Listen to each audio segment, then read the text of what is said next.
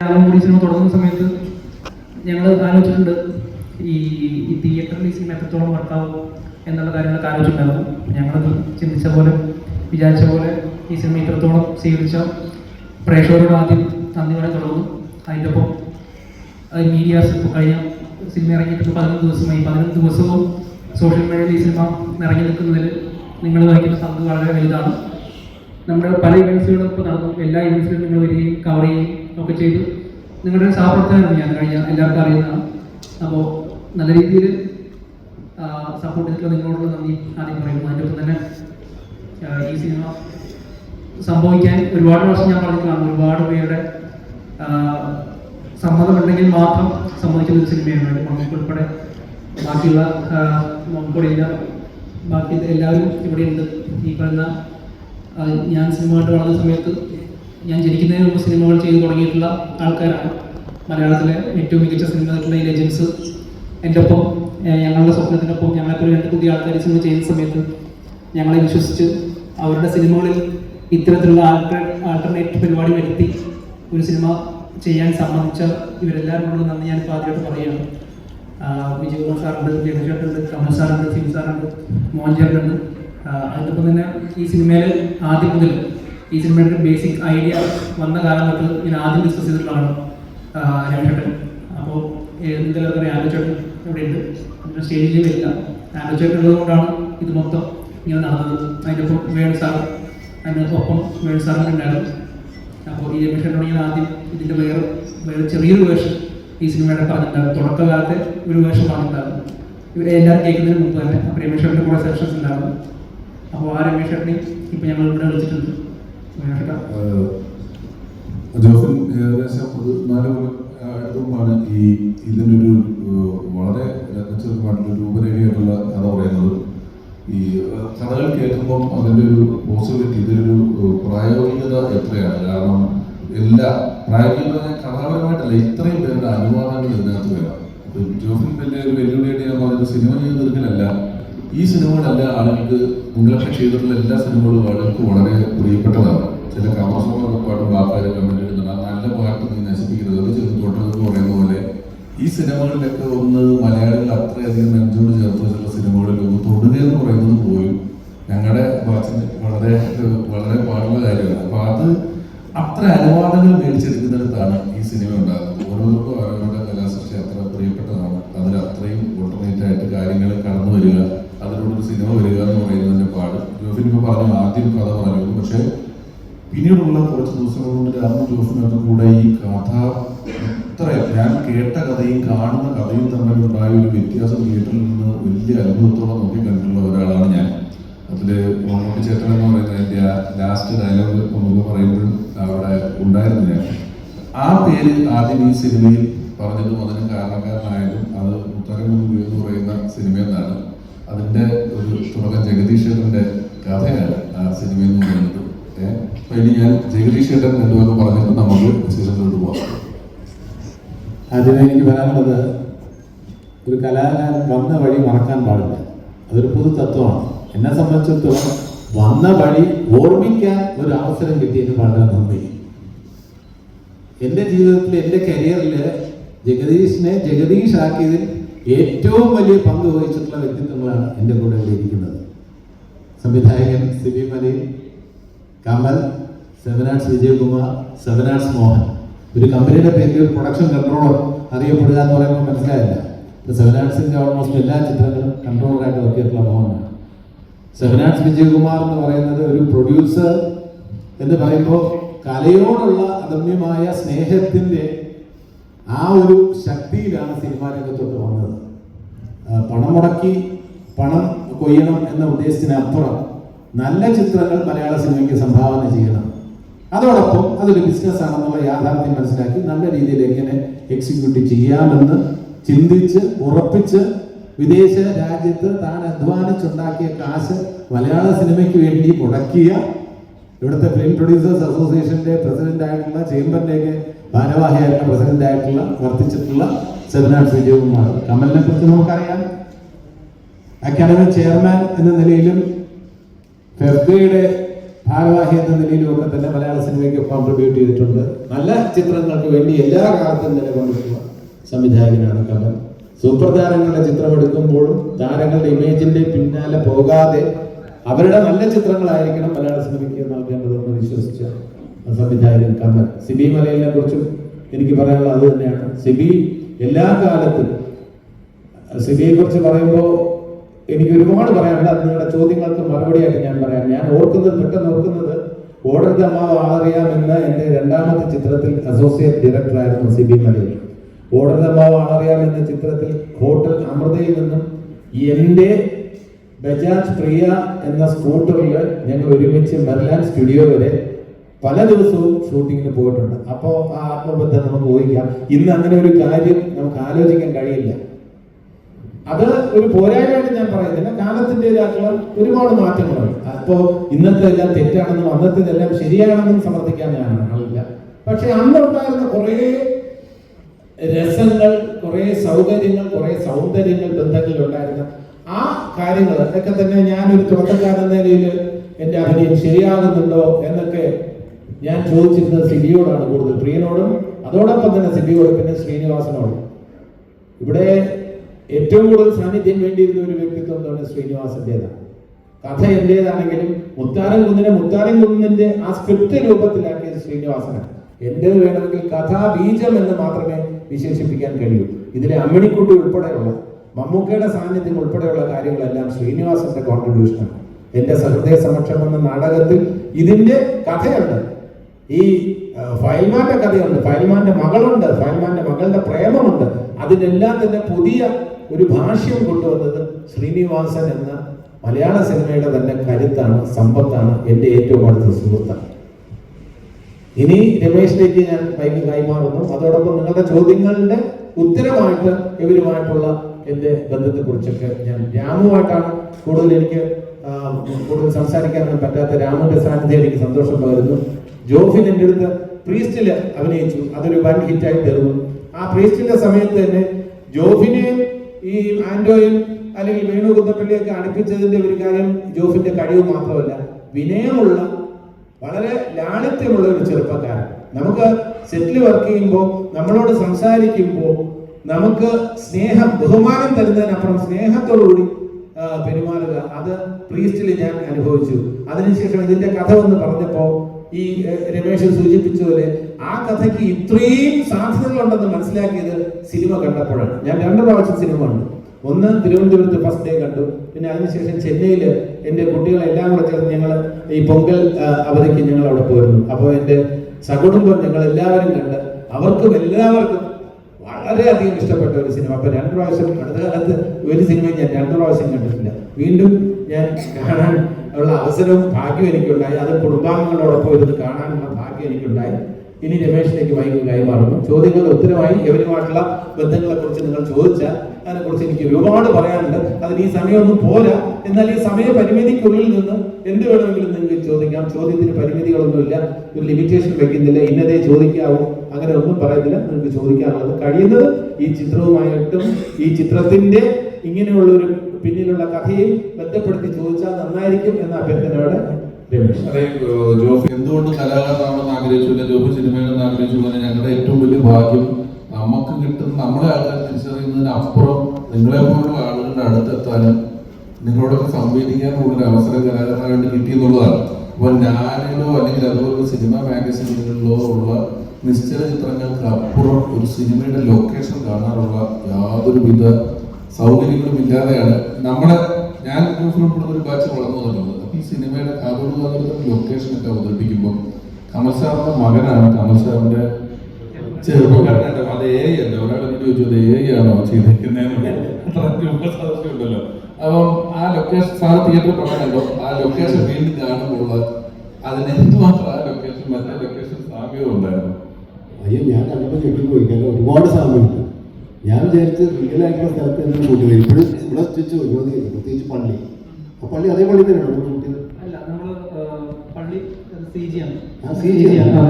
അയ്യോ, കരുതലോ അതേപോലെ തന്നെ നിങ്ങൾ കാണുന്നത് കണ്ടിട്ടുണ്ടെങ്കിൽ സെയിം സ്റ്റെപ്സ് അങ്ങനെയുള്ള പള്ളിയുടെ എല്ലാം ഇതൊക്കെ ഞാനിപ്പോൾ മോഹൻലെടുത്ത് ചോദിക്കുന്നത് നമ്മൾ എവിടെയായിരുന്നു ഷൂട്ട് ചെയ്തത്. കുറയ്ക്കണം എനിക്ക് ഓർമ്മയില്ല. തിരുമണിക്കുന്നുള്ളി അത് ആ പള്ളി ഷൂട്ട് ചെയ്തിട്ടുണ്ട്. പക്ഷെ പുതിയ version, അതെ, അത് അത്രമാത്രം സമയമുണ്ട്. അതുപോലെ തന്നെ ഒരുപാട് ലൊക്കേഷൻസ് ആ സിനിമയിൽ കാണിച്ചിട്ടുള്ള സിനിമയായിട്ട് ബന്ധപ്പെട്ട എല്ലാ ലൊക്കേഷൻസും കാരണം അത്രമാത്രം റെഫർ ചെയ്തിട്ടായിരുന്നു അല്ലേ അവരത് ചെയ്തിട്ടുണ്ടാവും. അപ്പോൾ ഒരു എഫേർട്ട് ഭയങ്കര അത്ഭുതം തോന്നുന്നു എനിക്ക്. ഞാൻ ഓർക്കുന്നത് ഇവര് 3 വർഷമായിട്ടുണ്ടാവും. ഇവര് എൻ്റെ അടുത്ത് ആദ്യം 3 വർഷമായിട്ട് ആദ്യം രണ്ടുപേരും തന്നെ ജോഫർ തന്നെ എൻ്റെ അടുത്ത് വന്നിട്ട് ഇങ്ങനെ ഒരു കോൺസെപ്റ്റ് ഉണ്ട് ഇങ്ങനെ ചെയ്യാറുണ്ട്. അത് ജോൺ പോൾ ജീവിച്ചിട്ടുണ്ട്. അങ്കിൾ ജോൺ പോൾ പറഞ്ഞിട്ടാണ് വരുന്നതെന്ന് പറഞ്ഞിട്ടാണ് എൻ്റെ അടുത്ത് സംസാരിക്കുന്നത്. അപ്പോൾ എനിക്ക് അപ്പം തന്നെ ഭയങ്കര എക്സൈറ്റ്മെൻറ്റ് തോന്നി. ഞാൻ ചുറ്റുകയും ചെയ്തു ഇത് എങ്ങനെ വർക്കാവുന്നു. കാരണം നമുക്കൊരു അത്ഭുതം എങ്ങനെയായിരിക്കും ഇത് സ്ക്രിപ്റ്റ് ചെയ്യാൻ പോകുന്നത്. പിന്നെ അതിൽ മേർഡറും കാര്യങ്ങളൊക്കെ പിന്നീട് എങ്ങനെയായിരിക്കും ഇൻവെസ്റ്റിഗേഷനൊക്കെ എനിക്കറിയില്ല. അത് ഇങ്ങനെ ആസ്മിൻ്റെ കാര്യത്തെ കുറിച്ച് അങ്ങനെ ഡീറ്റെയിൽ പറഞ്ഞിട്ടുണ്ട്. അപ്പോൾ എങ്ങനെയായിരിക്കും ഇതിൻ്റെ ഇൻവെസ്റ്റിഗേഷൻ ഒന്നും അറിയില്ല. ഇത്രമാത്രം ഡീറ്റെയിലിംഗ് ആ ഇതിൻ്റെ കഥയോട് അതിനായിട്ട് കണക്ട് ചെയ്തിട്ടുണ്ടാവും ഞാൻ വിചാരിച്ചില്ല. അപ്പോൾ ഒരുപാട് ഓർമ്മകളുണ്ട്. ആ സിനിമ കണ്ടു കഴിഞ്ഞപ്പോൾ ഞങ്ങൾ കഥ ഷൂട്ട് ചെയ്ത പ്രത്യേകിച്ച് ഭരതേട്ടനും ഇപ്പോൾ ജീവിച്ചിട്ടില്ല. ഭരതേട്ടനായിട്ടുള്ള ഓർമ്മകളൊക്കെ തന്നെ ഒരുപാട് ഓർമ്മകളുണ്ടാകുന്ന സിനിമയിൽ. പിന്നെ വിജയകുമാറിനെ പറഞ്ഞെങ്കിൽ ഈ 7 ആർട്സിൻ്റെ ബാനറിൽ ആദ്യം ചെയ്യുന്ന സിനിമയാണ് കാവലുകാരൻ. അതൊരു വലിയ എൻ്റെ ഭരതേട്ടനിൽ നിന്ന് തുടങ്ങിയില്ലേ. അതൊരു വലിയ ബാനറായി മലയാള സിനിമയിലെ നിറഞ്ഞൊരു നമുക്കറിയാലോ പഞ്ചാഗ്നി അക്ഷരങ്ങൾ. ഇത് 3 ഒരേ സമയത്താണ് അല്ലേ വർക്ക് നടക്കണമെന്നുള്ളതായിരുന്നു ഏറ്റവും വലിയ തമാശ. ഈ 3 പടങ്ങളും നന്നായിട്ട് വന്നു. അതുകൊണ്ട് 7 ആർട്സ് എന്ന് പറഞ്ഞ ബാനർ മലയാളത്തിലെ ഏറ്റവും വലിയൊരു ബാനർ ആയി മാറുകയും ചെയ്തു. അപ്പോൾ അതൊരു വലിയ ഓർമ്മയാണ് ആ സിനിമ. ഫുൾ പേജ് പരസ്യം ഞാൻ നോക്കുന്നു. കാവലുകാരത്തിന്റെ തൊട്ട് താഴെ ചിലമ്പെന്നായിരുന്നു എൻ്റെ ഓർമ്മ. അതെ അതെ അല്ലേ ചിലമ്പ്. അത് മോനെ പറയണ്ടായിരുന്നു. തിരുവനന്തപുരത്ത് എക്സൽ കോംപ്ലക്സിലാണ് കോംപ്ലക്സിൽ ഒരേ സമയത്ത് 7 ആർട്സിന് 4 ഫിലിം പിന്നെ ഈ സിനിമയുടെ ഷൂട്ടിംഗ് സമയത്തുള്ള നല്ല ഓർമ്മകൾ കുറെ ഉണ്ടായി. ആ ഷൂട്ടിംഗ് സിനിമ കണ്ടപ്പോൾ നമ്മൾ ഈ സിനിമയായിട്ട് ബന്ധപ്പെട്ട് കുറച്ചുകൂടായത് യൂണിവേഴ്സിറ്റി സിനിമ എടുക്കാൻ വന്ന് ആദ്യമായിട്ട് ഞങ്ങൾ മീറ്റ് ചെയ്ത് അന്ന് തൊട്ട് സിയാനാസിന്റെ അവസാന പടം വരെ ഞാൻ തന്നെ ചെയ്തുകൊണ്ടിരുന്നു. അപ്പോൾ അങ്ങനെ കുറെ നല്ല ഓർമ്മകൾ ഈ സിനിമകളുണ്ടായി. എന്റെ ഓർമ്മ ചെയ്യണേ മോഹന്റെ ഫസ്റ്റ് പ്രൊഡക്ഷൻ കൺട്രോൾ എന്ന പടവും അതൊരു അല്ല സാർ, ഫസ്റ്റ് പ്രൊഡക്ഷൻ കൺട്രോൾ വെച്ചാൽ അന്ന് ഞാൻ അതിന് മുമ്പ് പിന്നെ ഭരതേട്ടൻ്റെ ഫിലിം ചെയ്തിട്ടുണ്ട്. ലോറി എന്നുള്ള സിനിമയിലുണ്ട്. ലോറിയിൽ പക്ഷേ ഞാൻ മാനേജർ മാത്രമായിരുന്നു. പക്ഷെ പ്രൊഡക്ഷൻ കൺട്രോളർ എന്ന പേര് അതിന് മുമ്പ് പടത്തിൽ സത്യായിട്ടുള്ള പടവും പിന്നെ അടുത്തടുത്തുള്ള സിനിമയിലൊക്കെ ഞാൻ ചെയ്തിട്ടുണ്ട്. പിന്നെ വേറെ സുപ്രീമൊക്കെ ഫിലിം ചെയ്തിട്ടുണ്ട്. ഇതിലെന്തോ ഈ കാണുന്ന തരത്തിലുള്ള ഒരു ഇതുണ്ടായിരുന്നു. ജോബിന് ഇതിനിടയിൽ ഒരു ദിവസം പെട്ടെന്ന് ചേട്ടാ ദേവദൂത പാടി എന്നുള്ള പാട്ട് മറ്റേ ചകോച്ചന്റെ പടത്തിൽ എന്നാത്ത കേസുകളിൽ വീണ്ടും വന്നിരിക്കുകയാണ്. അതിലെന്തെങ്കിലും സാധനങ്ങൾ ഇതിങ്ങനെ ഉരുട്ടി കൊണ്ടുവരുന്ന സമയത്താണ് ആ പാട്ട് വന്നത്. അപ്പം കഴിഞ്ഞ പോലെ ആ പാട്ട് വീണ്ടും വരുന്നു. അത് ഗംഭീരമായിട്ട് ഹിറ്റാകുന്നു. ആ സിനിമ ഹിറ്റാകുന്നു. പിന്നെ അത് വന്നു കഴിഞ്ഞ് കയറിയതാ. അതും അതിനകത്ത് ഞെട്ടിപ്പോയി അതാദ്യം കണ്ടപ്പോ എന്നുള്ളത്. ജോഫിന്റെ കാരണം ഇപ്പം ഈ ജോഫിൻ ഇത് ആദ്യം പറഞ്ഞല്ലോ നിങ്ങളുടെ കൂട്ടത്തിലാണെന്നുള്ളത്. ജോഫിൻ ഒരു ഓൺലൈൻ മാധ്യമത്തിന്റെ ഉടമസ്ഥനായിരുന്നു. സിനിമ പ്രൊമോഷന്റെ ഒക്കെ ഭാഗമായിട്ട് നമ്മൾ ഓൺലൈൻ വരുന്ന സംഘത്തിലുള്ള ആളാണ് ജോഫിൻ. എൻ്റെ പടത്തിന്റെ പ്രൊമോഷനൊക്കെ വന്നിട്ടുണ്ട്. അപ്പം ജോഫിൻ ആ ഒരു മേഖല കുറച്ച് സുഹൃത്തുക്കളും ഒക്കെ ഉള്ള ഒരു സ്ഥലമാണ്. അവിടുന്നാണ് ജോഫിൻ സിനിമയെ സ്നേഹിച്ചിട്ടാണ് അതിലേക്ക് വന്നതും എല്ലാം. അപ്പൊ ഇപ്പം ഈ ദേവദൂതന്റെ താഴെ പോയി നോക്കി കഴിഞ്ഞാൽ ഈ സിനിമ കണ്ടതിന് ശേഷം ഒറിജിനൽ പാട്ടിൽ വന്നിട്ട് അവിടെ ഈ ആള് നിൽപ്പുണ്ടോ എന്ന് നോക്കുന്ന എത്ര പേരുണ്ട് യൂട്യൂബിൽ. അങ്ങനെ ഒരു കമന്റും സംഭവമൊക്കെ വന്നിട്ടുണ്ട്. ഇത് രാമനോട് തോന്നിയതല്ലത് ഈ ആശയം? ഇതിന്റെ തുടക്കം എന്ന് പറഞ്ഞാൽ ഞാൻ 2013 ആദ്യമായിട്ട് അസിസ്റ്റന്റ് ഡയറക്ടറായിട്ട് വയമുടി കേസ് നിർത്താൻ വേണ്ടി ബാലാജി മോഹൻ്റെ കൂടെ വർക്ക് ചെയ്തു. അപ്പം അന്ന് 21 വയസ്സായിരുന്നു ആദ്യമായിട്ട് അസിസ്റ്റന്റ് വർക്ക് ചെയ്യുമ്പോൾ. അതിൻ്റെ ഒരു വർക്ക് പ്ലേസ് ഷോക്ക് എന്ന് പറയും. നമ്മൾ സെറ്റിലെത്തി കഴിയുമ്പോൾ നമ്മളതിൻ്റെ ജൂനിയർ ആർട്ടിസ്റ്റുകളുമായിട്ടുള്ളൊരു ഇടപെടൽ എന്ന് പറയുമ്പോൾ ആദ്യമായിട്ടാണ് ഈ എൻ്റെ ഒരു കംഫർട്ട് സോണിൽ നിന്ന് പുറത്തിറങ്ങി ഇതിൻ്റെ ഒരു പ്രഷറുണ്ടാവും സിനിമയുടെ. നമ്മുടെ ഇവരുടെ ഒരു അവസ്ഥ കാണുമ്പോൾ ഒരു ഷോക്ക് ഉണ്ട് ജൂനിയർ ആർട്ടിസ്റ്റുകൾ. അത് എൻ്റെ മനസ്സിൽ വല്ലാതെ കൊണ്ടുവരുന്ന സംഗതിയാണ് ഇമോഷണലി. അന്ന് അത് തമിഴ് പ്രൊഡക്ഷൻ കൺട്രോൾ ആയതുകൊണ്ട് തന്നെ ജൂനിയർ ആർട്ടിസ്റ്റ് കോർഡിനേഷൻ എന്നെയാണ് ഏൽപ്പിച്ചിട്ടുള്ളത് മലയാളം. ഇവിടുത്തെ കൊച്ചി കോർഡിനേഷൻ ഞാൻ ഏൽപ്പിച്ചത്. അപ്പോൾ ഇത് അവരുടെ എന്തോ ഇമോഷണലി ആണ് ഹുക്കിങ് ചെയ്തിരുന്നു. പിന്നെ ഞാൻ നോക്കുമ്പോൾ പിന്നെ ഞാൻ പലവട്ടം കണ്ട സിനിമകളിൽ, ഇപ്പോൾ എക്സാമ്പിൾ ഉണ്ട് ഗോഡ് ഫാദർ പോലെയൊക്കെ 100 വട്ടം കണ്ട സിനിമകളിൽ ഞാൻ ശ്രദ്ധിച്ചിരുന്നത് പിന്നിൽ നിൽക്കുന്നവരാണ്. ഇവർ ശ്രദ്ധിച്ചു തുടങ്ങിയപ്പോൾ ഇവർ പല സിനിമകളിലും ഉണ്ട്. ഇവരെ ഞാൻ അപ്പോഴാണ്, അതുവരെ ഞാൻ ശ്രദ്ധിച്ചിട്ടില്ല. പല സിനിമ 5-6 സിനിമകളിൽ ഞാൻ പിന്നെ നോട്ടീസ് ചെയ്യുമ്പോൾ ഇവരെയാണ് ഞാൻ ശ്രദ്ധിച്ചത്. അപ്പം നമ്മുടെ കൺമുന്നിൽ ഉണ്ടായിട്ടും കാണാതെ പോയത് ഒരു തോട്ടെന്നാണ് അത് രേഖയിലേക്ക് എത്തിയത്. അത് ആ ചിന്ത എന്താ പറയുക വർഷങ്ങളോളം കൊണ്ടുനടന്ന് ഒരു പോയിന്റാണ് ഇങ്ങനൊരു ക്രൈമുമായി ബന്ധപ്പെട്ടിരിക്കുന്ന സമയത്താണ് ജോഫിന് ഞാൻ കൂടി കൊച്ചിയിൽ അരവിന്ദിൻ്റെ അറിയില്ല സിനിമ കണ്ടുകൊണ്ടിരിക്കുമ്പോഴാണ് ഇൻട്രഡക്ഷൻ ജോഫിനോട് ഈ ഒരു തോട്ടിൻ്റെ ഒരു ബേസിക് ഐഡിയ പറഞ്ഞു. അത് ജോഫിന് എന്തായാലും ചെയ്യണം നമുക്കത് ഇമ്മീഡിയറ്റ്ലി പറഞ്ഞു തുടങ്ങുന്നത്. കാരണം ഇതൊരു എഴുതിയെടുത്തിൽ സ്നേഹപൂർവ്വം മമ്മൂട്ടി എന്ന് തന്നെയാണ് അത് തീർത്തിരിക്കുന്നത്. അതാദ്യം ചെയ്തു. അത് ചെയ്ത ശേഷവും ഈ AI മമ്മൂക്ക ഉണ്ടല്ലോ, AI മമ്മൂക്കനെ ഒന്ന് കാണുമല്ലോ ഇത്. കാരണം ഈ നമ്മൾ വിചാരിക്കുന്ന 100-200 കോടിയുടെ സിനിമകളിൽ പോലും AI ചെയ്തിട്ട് പല മുഖങ്ങളും നമുക്ക് ഒരു വ്യക്തതയും കൃത്യതയും ഇല്ലാതെ വരുന്നു എന്നുള്ളൊരു കാര്യം കൊണ്ട് ഈ AI ചെയ്ത പോർഷനുകൾ പല ഘട്ടങ്ങളായിട്ട് ഇക്കെ കാണിക്കാൻ ജോഫിൻ വരികയും ആ AI പോർഷനുകൾ കാണുന്നതിനകത്ത് ഈ ലാസ്റ്റത്തെ കത്ത് വായിക്കുന്ന സീനും കണ്ടതിന് ശേഷം മമ്മൂക്ക വീണ്ടും വിളിച്ചിട്ട് വെളുപ്പിന് 6 മണിക്ക് വിളിച്ചിട്ടാണ് മമ്മൂട്ടി ചേട്ടൻ എന്ന് പറഞ്ഞ് ഇത് തിരുത്തിയെടുക്കിയത്. ആദ്യ സിനിമയിൽ സ്നേഹപൂർവ്വം മമ്മൂട്ടി എന്ന് പറഞ്ഞ് ഇരുന്നായിരുന്നു. അത് പറ്റത്തില്ല, മമ്മൂട്ടി ചേട്ടൻ തന്നെ നമുക്ക് ചെയ്യാൻ പറ്റും. അദ്ദേഹം വിദേശത്തേക്ക് പോവാണ്. അപ്പോൾ വെളുപ്പിന് തിരിച്ച് വിളിച്ചിട്ടാണ് അത് ചെയ്തത്. അപ്പോൾ അദ്ദേഹത്തിൻ്റെ ഒരു അനുമതി വേണച്ചേട്ടൻ മാറ്റോച്ചേട്ടനുമായിട്ടും എല്ലാവരും സമൂഹത്തിൽ വന്നല്ലോ. അതിൻ്റെ ഒപ്പം തന്നെ വേറെ സംഭവം ഞാനില്ലാന്ന് മമ്മൂക്കയുടെ കൊണ്ട് ആദ്യം കഥ പറയുന്ന സമയത്ത് ഈ മുത്താരൂടെ ഇതുണ്ടായിരുന്നില്ല, അതിന് പകരം അവിടെ വേറെ ഒന്നല്ല.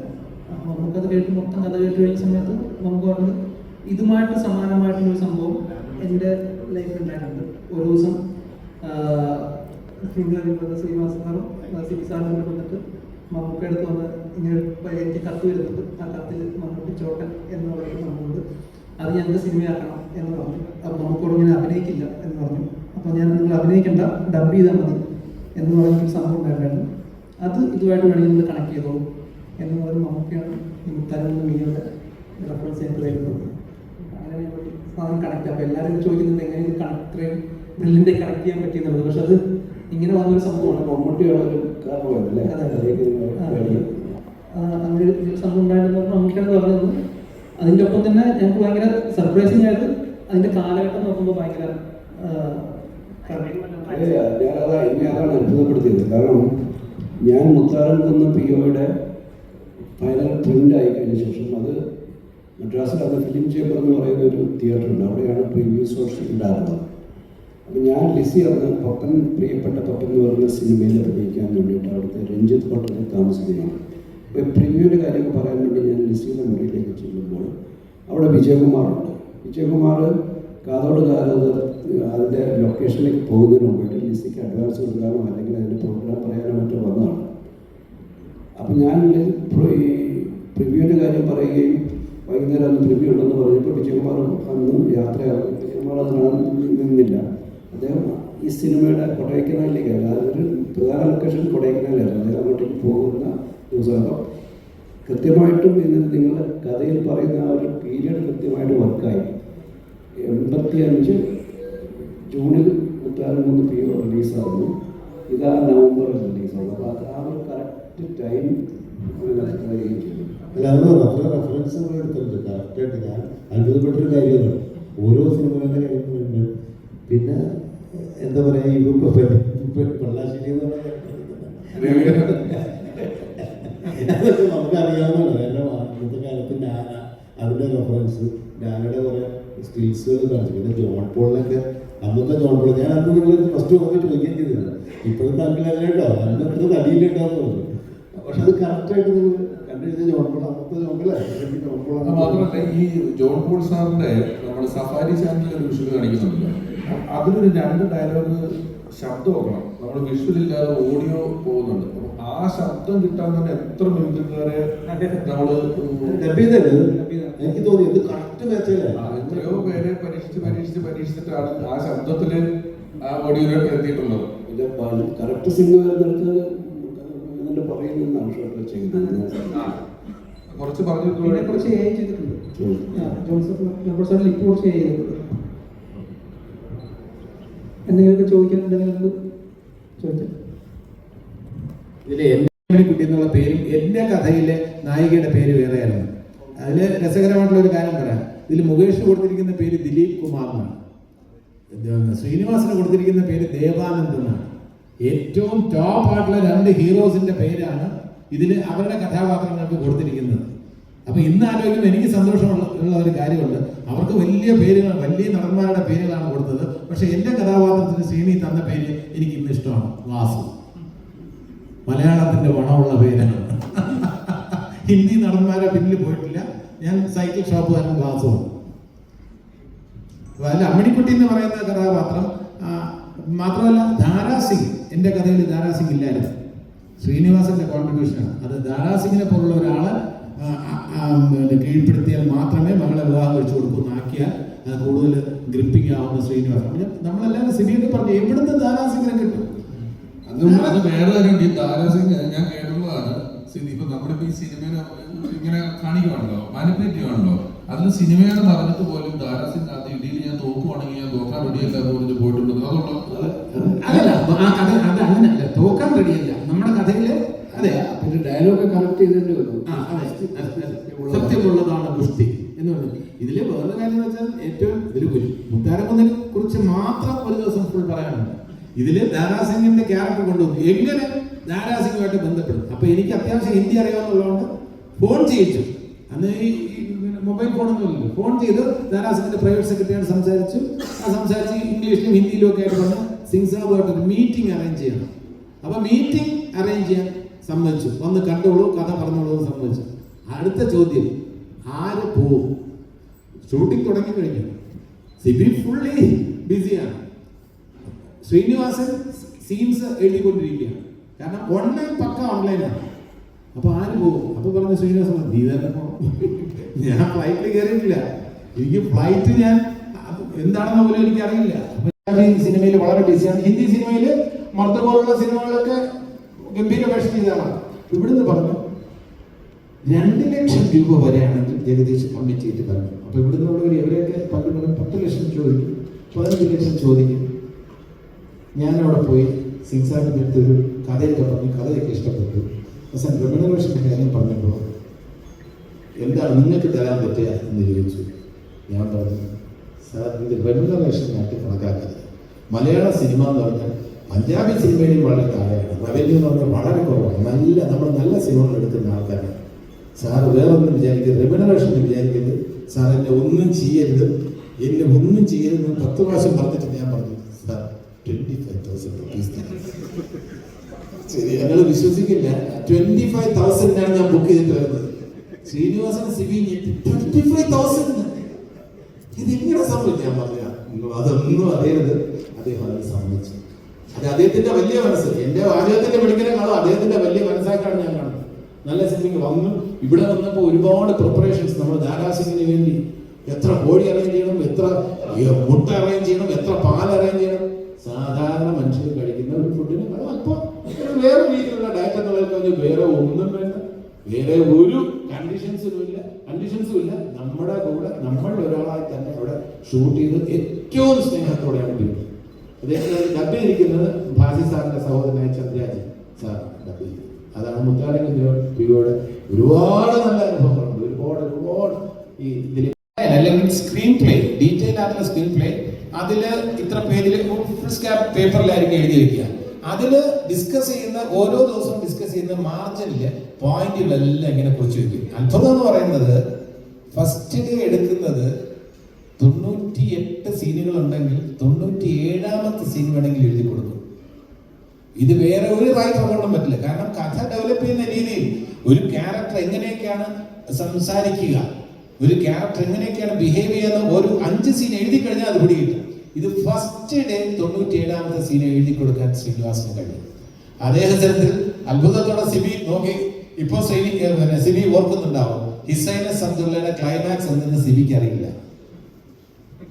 ലോഹിയുടെ മനസ്സിൽ മാത്രമേ ഉള്ളൂ. അപ്പൊ ഞങ്ങളെല്ലാം ആർട്ടിസ്റ്റ് എന്നല്ലേ ഇരിക്കുന്നത്, ക്ലൈമാക്സ് എന്താണ് എനിക്ക് അറിയില്ല. അപ്പൊ ലോഹി അങ്ങനെയാണ്, ഒരു സീൻ എഴുതാതെ അടുത്ത സീൻ ലോഹിക്ക് എഴുതാൻ പറ്റില്ല.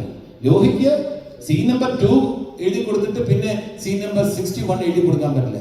2, 3, 4 അങ്ങനെ എഴുതിയിട്ട് ലോഹിക്ക് ഫുള്ളായിട്ട് നാടകം എഴുതും പോലെ ഫുള്ളായിട്ട് അതിൽ എഴുതുന്നതനുസരിച്ച് 5 കഴിഞ്ഞിട്ട് 6 ചിലപ്പോൾ പറയുന്ന രീതിയിലായിരിക്കില്ല, വേറെ രീതിയിൽ പോകും. 7 വേറെ രീതിയിൽ പോകും, 8 വേറെ രീതിയിൽ പോകും. ശ്രീനിയെ സംബന്ധിച്ചിടത്തോളം അത് രണ്ട് ഏതാണ് ശരി ഏതാണ് തെറ്റെന്ന് പറയാനില്ല, രണ്ടുപേരും പ്രതിഭകളാണ്. അല്ല ലോഹിയുടെ ഭാഗത്ത് അങ്ങനെ പെടല് ഞാൻ പെട്ടിട്ടുണ്ട്. അതെ, ഞാൻ ചെങ്കോലിൽ ഷൂട്ട് ചെയ്യുമ്പോൾ വേണുവിൻ്റെ വീട് വരെ പോകുന്നതിനിടയ്ക്കാണ് ഞാൻ ഈ സീനുമായി. അപ്പോൾ അതിനകത്ത് എഴുതിയിരിക്കുന്നത് ഈ സിനിമയിൽ പറയുന്ന കിരിക്കടൻ ജോസിൻ്റെ മകള് 485 രൂപ കൊണ്ട് ജോണിയുടെ കയ്യിൽ കൊടുത്തിട്ടുണ്ട്. ലാൽ അവിടെ വരുമ്പോൾ ജോണി പറയും ആ കുട്ടി വന്നത് 485 രൂപ തന്നിട്ടുണ്ട്. ഈ 485 രൂപയുടെ കണക്ക് എനിക്കറിയില്ല, കാരണം ആരും മുമ്പത്തെ സീനൊന്നും എടുത്തിട്ടില്ല. ഞാൻ വേണുവിൻ്റെ വീട്ടിൻ്റെ അടുത്തൊരു ബൂത്ത് ചെയ്തു, ലോഹി എന്താണ് 485 രൂപ. ഞാൻ ലാലിൻ്റെ സീൻ പറയുമ്പോൾ ലാലിൻ്റെ അടുത്ത് വെച്ച് എനിക്ക് ഉത്തരവില്ലല്ലോ. അപ്പോൾ ലോഹി പറയും ഇതിന് മുമ്പ് ഈ പെൺകുട്ടിയുടെ സ്റ്റഡി ബൂത്തിൽ ഈ ലാൽ ഫോൺ ചെയ്തിട്ട് 500 രൂപ കൊടുത്തു. അപ്പോൾ ബാക്കി ഇല്ലാത്തതുകൊണ്ട് കയ്യിൽ വെച്ചു വന്നു. അവരെ സഹായിക്കാൻ വേണ്ടി പരോക്ഷമായിട്ട് ചെയ്തതാണ്. പക്ഷെ അവർക്ക് അഭിമാനം കൊണ്ട് ആ പൈസ കൊണ്ട് ഇവിടെ തിരിച്ചു കൊടുക്കുന്നു. ഇങ്ങനത്തെ പെടലുകൾ മൊബൈൽ ഫോണില്ല. പല സിനിമയ്ക്കും ക്ലൈമാക്സ് പിന്നീട് ലാസ്റ്റ് എല്ലാവരും അറിയുള്ളൂ. അല്ല, അന്നത്തെ സിനിമയുടെ മൊത്തം രീതികൾ അങ്ങനെയായിരുന്നു. പക്ഷെ അത് ഒരു വിറാക്കളായിരുന്നു. ആ പടങ്ങളൊക്കെ വലിയ വലിയ ഹിറ്റായിട്ടുണ്ട്. പലതും 10-20 ദിവസം കൊണ്ടൊക്കെ തീരുന്നല്ലേ. പിന്നെ അതാണ് 20 ദിവസം 25 ദിവസത്തിൽ പടം തീരുമല്ലേ. ഈ കാതോരൊക്കെ ദിവസം ഷൂട്ട് ചെയ്തതാണ്. 40 ദിവസം ഉണ്ടാവില്ല. 2 ഷെഡ്യൂളൊക്കെ 2-3 സ്ക്രിപ്റ്റിന്റെ പ്രശ്നമാണ് അല്ലേ? അത് കുറച്ച് സ്ക്രിപ്റ്റിന്റെ പ്രശ്നങ്ങൾ ഉണ്ടായിരുന്നു. അതിനും സ്ക്രിപ്റ്റിന്റെ പ്രശ്നം ഉണ്ടായിരുന്നു. കൊടക്കാനൊരു 15 ദിവസം ഷെഡ്യൂൾ ആദ്യം ഉണ്ടായിരുന്നു. അത് കഴിഞ്ഞ് കുറച്ച് ഗ്യാപ്പ് കഴിഞ്ഞിട്ടാണ് ഇവിടെ നമ്മൾ അതിനുവേണ്ടി ചാലക്കുടി ഷൂട്ട്. ചാലക്കുടിയിൽ ഏകദേശം അത്ര ദിവസം ഉണ്ടായിരുന്നു, 15 ദിവസം ഉണ്ടായിരുന്നു, 15 ദിവസം ഉണ്ടായിരുന്നു. പിന്നെ കുറച്ച് പാച്ച് വർക്കുകൾ സോങ്ങിന് പാച്ച് വർക്കുകൾ കാര്യങ്ങളൊക്കെ ഉണ്ടാവില്ല. അതിന് കാരണം എന്താ വെച്ച് കഴിഞ്ഞാൽ അത് ജോൺ പോളും ഭരതേട്ടനും കൂടി ആദ്യം ഒരു ഡിസ്കഷൻ ചെയ്ത് യുവജന ഗവൺമെന്റ് ആയിരുന്നു. റൈറ്റേഴ്സ് ഉണ്ട്, ഒരുപാട് ഫിലിം മേക്കേഴ്സ് ഉണ്ട്. ആർട്ടിസ്റ്റുകളെ സംബന്ധിച്ചോളം നമുക്ക് ചൂസ് ചെയ്യാനുള്ള ഒരുപാട് അവസരങ്ങളുണ്ട്. അതുകൊണ്ട് തന്നെയാണ് അവർ ആ കാര്യത്തിൽ പർട്ടിക്കുലറായിട്ട് കഥ നേരത്തെ കേൾക്കണം, തിരക്കഥ ആദ്യം വായിക്കണം എന്നൊക്കെ പറയുന്നത്. പക്ഷെ ഇപ്പം അങ്ങനെ ആയിരുന്നില്ല എന്നുള്ള വിശ്വാസം എന്നതിനപ്പുറം അതിര് കവിഞ്ഞ വിശ്വാസത്തിന് ഏറ്റവും നല്ല എക്സാമ്പിളാണ് ഭരതൻ. പ്ലാൻ ചെയ്യുന്ന കഥ എന്ന് പറയുന്നത് അത് ഒരു പൈങ്കിളി കഥയെന്ന് ബാലേന്ദ്ര മേനോൻ സാറിന്റെ കഥയായിട്ട് വളരെയധികം സാമ്യമുണ്ടെന്ന് മനസ്സിലാക്കിയിട്ട് ആ ദിവസം മാറ്റി വെച്ചിട്ട് പിറ്റേ ദിവസം ഷൂട്ട് ചെയ്യുന്നു.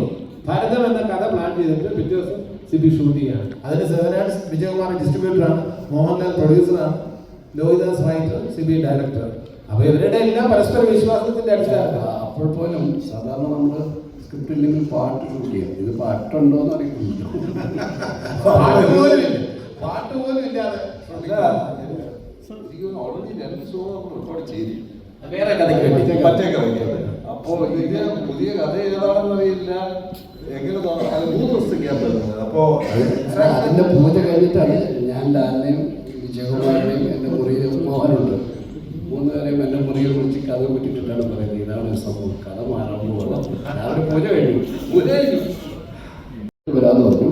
പക്ഷെ 12 സ്ഥലത്ത് ലാൽ പോയില്ല. ഒരുപാട് കഥകളും പ്രചരിച്ചിട്ടുണ്ട് കേട്ടോ. അക്കരെ അക്കരെ അക്കരെ എന്ന് പറഞ്ഞ പടത്തിന്റെ സ്ക്രിപ്റ്റ് മുഴുവൻ മോഷണം പോയി, കളവ് പോയി. അതൊക്കെ ശരിയായിട്ടുള്ള കാര്യമില്ല. പ്രൊഡ്യൂസറാണ് ഇരിക്കുന്നത്. സ്ക്രിപ്റ്റ് ബോക്സ്, അതെ സ്ക്രിപ്റ്റ് പിന്നെ ലഗേജ് എത്താൻ വൈകി ടോട്ടലി പോയ. പക്ഷെ അതിന്റെ കോപ്പി ഒരു എന്തോ ചോദിക്കാൻ വന്നു. ജഗദീഷ് എണ്ണാണ് ചോദ്യം. ചേട്ടാ, ഇപ്പം രേഖാചിത്രം സക്സസ് മീറ്റിൽ മമ്മൂക്ക ഉണ്ടായിരുന്നെങ്കിൽ മമ്മൂക്ക തന്നെ പറഞ്ഞ കാര്യമാണ് പണ്ട് വന്നിരുന്ന കത്തുകൾ, അതായത് ചാക്ക് കണക്കിന് വന്ന കത്തുകൾ ശ്രീനിയേട്ടനാണ് പൊട്ടിച്ച് വായിച്ചിരുന്നതെന്ന്. ഇപ്പം ജഗദീഷ് ഏട്ടന് മമ്മൂക്കയ്ക്ക് വന്ന എന്തെങ്കിലും കത്ത് പൊട്ടിച്ച് വായിക്കാൻ കഴിഞ്ഞിരുന്നു, അല്ലെങ്കിൽ ഇപ്പോഴും ഓർത്തിരിക്കുന്ന കത്തുകൾ, ഇപ്പം ജഗദീഷ് ഏട്ടനാണെങ്കിലും മമ്മൂക്കയ്ക്കാണെങ്കിലും വന്ന് ഇപ്പോഴും ഓർത്തിരിക്കുന്ന ഒരു കത്തിനെ പറ്റി ഷെയർ ചെയ്യാം. അല്ല, ഈ കത്തുകളെ കുറിച്ച് പറയുമ്പോൾ മമ്മൂക്ക ശ്രീനിവാസൻ എന്ന് പറഞ്ഞാൽ അവരെ ഒരു പ്രത്യേക ഒരു ബന്ധമുണ്ട്, ഒരു ആത്മബന്ധം ഉണ്ടായിരുന്നു. മമ്മൂക്കയ്ക്ക് വേണ്ടി ശ്രീനിവാസൻ ഡബ് ചെയ്ത ഒരു സിനിമ വരെ ഉണ്ട്, ഇല്ലേ? മമ്മൂക്കയ്ക്ക് വേണ്ടി ശ്രീനിവാസൻ ഡബ് ചെയ്ത ഒരു സിനിമ വരെ ഉണ്ട്.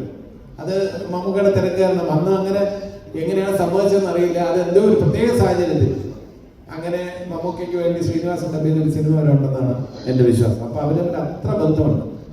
വുഡ്ലാൻഡ്സ് ഹോട്ടലിൽ താമസിക്കുമ്പോൾ ശ്രീനിവാസൻ സ്ഥിരം സന്ദർശകനും അങ്ങനെയായിരിക്കണം ഈ കഥകളൊക്കെ കണ്ടിട്ടുണ്ടാവുക. ഞാൻ തിരുവനന്തപുരത്താണ്. ഈ കാലഘട്ടത്തിൽ ഈ പറഞ്ഞ പോലെ മൊബൈൽ ഫോണൊക്കെ ഉള്ള സമയത്ത് പോലും ഇന്നത്തെ തലമുറയ്ക്ക് ഒരു സിനിമ ചെയ്യാൻ ഇപ്പോൾ തന്നെ ഒരു 100 ദിവസം വേണ്ടി വരുന്ന സമയത്ത് നിങ്ങൾ 20 ദിവസം കൊണ്ടൊക്കെ ആയിരിക്കുന്ന ഒരു സിനിമ കിട്ടുന്നത്. അതെങ്ങനെയൊക്കെയായിരുന്നു എന്ന് അറിയാൻ ആഗ്രഹം. ശിവസാരത്തെ കമൽ സാറിന് അല്ല, ഒരു കാര്യം എന്ന് വെച്ചാൽ ഒരു പ്രധാനപ്പെട്ട കാര്യം പറയാനുണ്ട്. അന്ന് ഫിലിമിലാണ് ഷൂട്ട് ചെയ്തത്. ഈ ഡിജിറ്റൽ അല്ലാത്തതുകൊണ്ട് തന്നെ ഇവരൊക്കെ പ്രൊഡ്യൂസറൊക്കെ ആദ്യം പറയുന്നത് ഇത്ര റോള് ഫിലിമുള്ളൂട്ടോ, അതിന് പണം എടുക്കണം എന്നുള്ള ഫിലിമിന് ഭയങ്കര വിലയാണ്, കിട്ടാനൊക്കെ പാടാണ്. അപ്പോൾ അതുകൊണ്ട് തന്നെ ഞങ്ങൾ എപ്പോഴും കോൺഷ്യസ് ആണ്. പിന്നെ അന്ന് മോണിറ്റർ ഇല്ലാത്തതുകൊണ്ട് തന്നെ ഒരു ടേക്ക് ഓക്കെ ആയിട്ട് ഡയറക്ടർ മാത്രം തീരുമാനിച്ചാൽ മതി.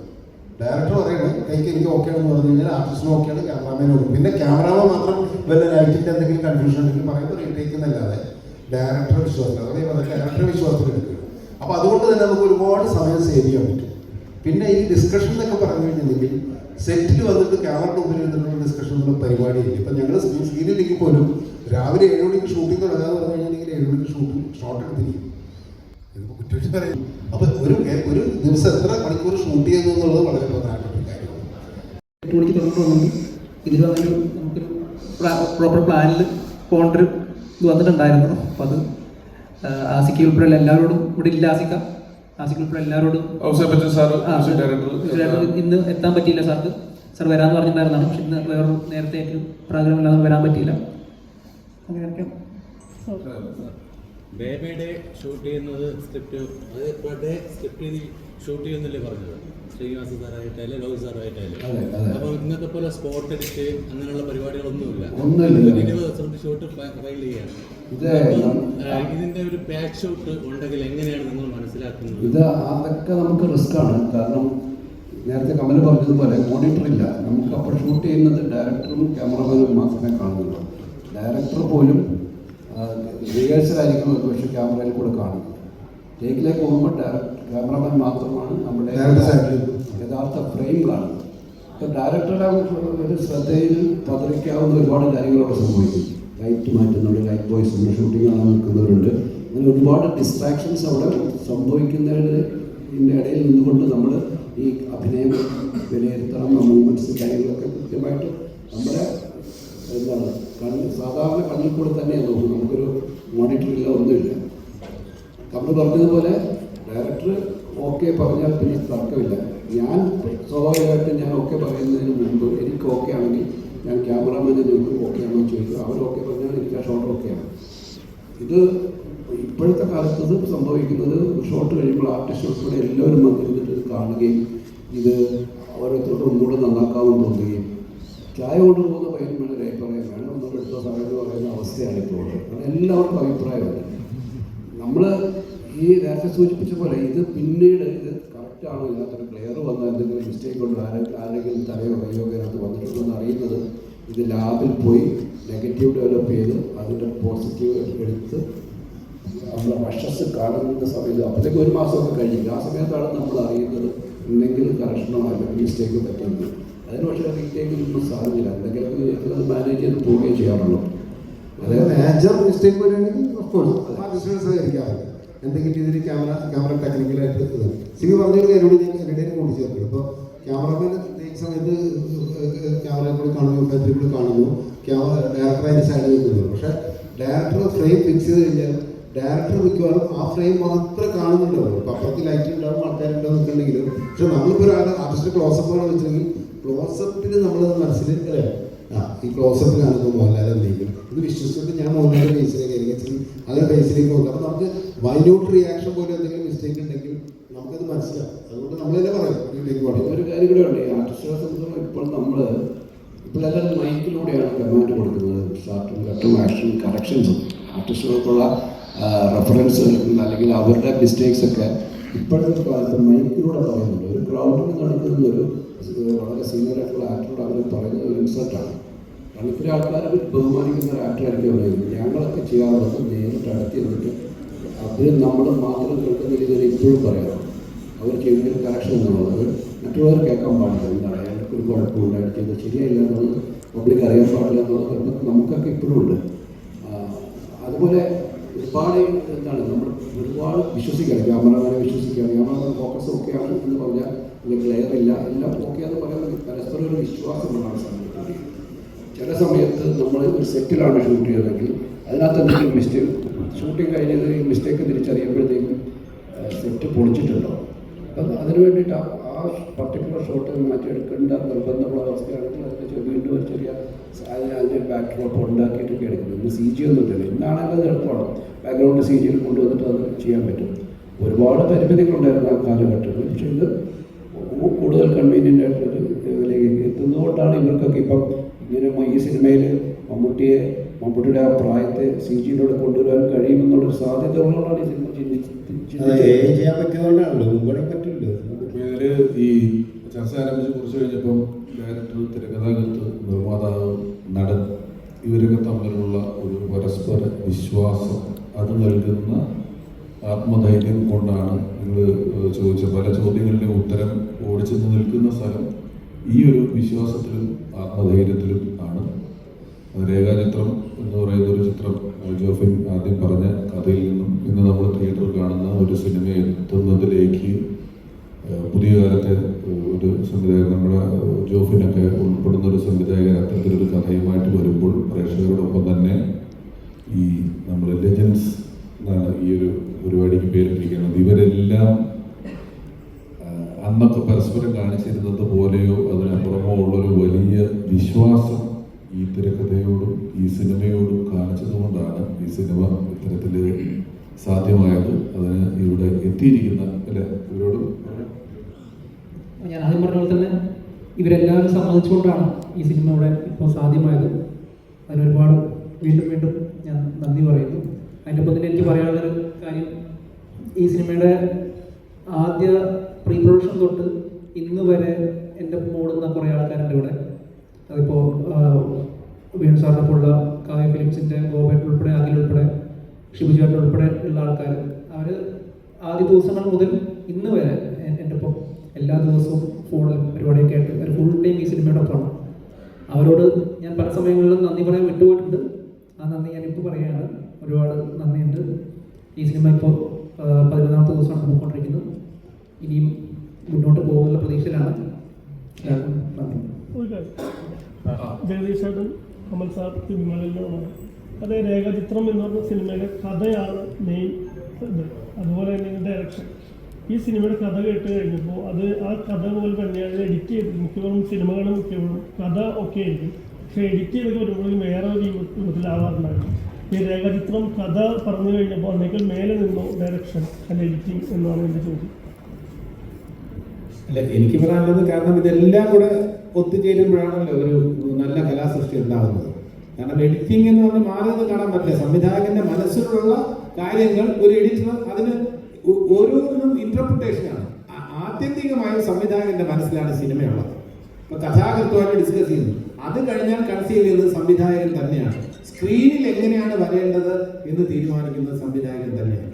അത് അങ്ങനെ വരുത്താൻ എന്റെ ഭാഗത്തു നിന്നും എന്താണ് ചെയ്യാൻ കഴിയുക എന്നൊരു എഡിറ്റർ ചിന്തിക്കും.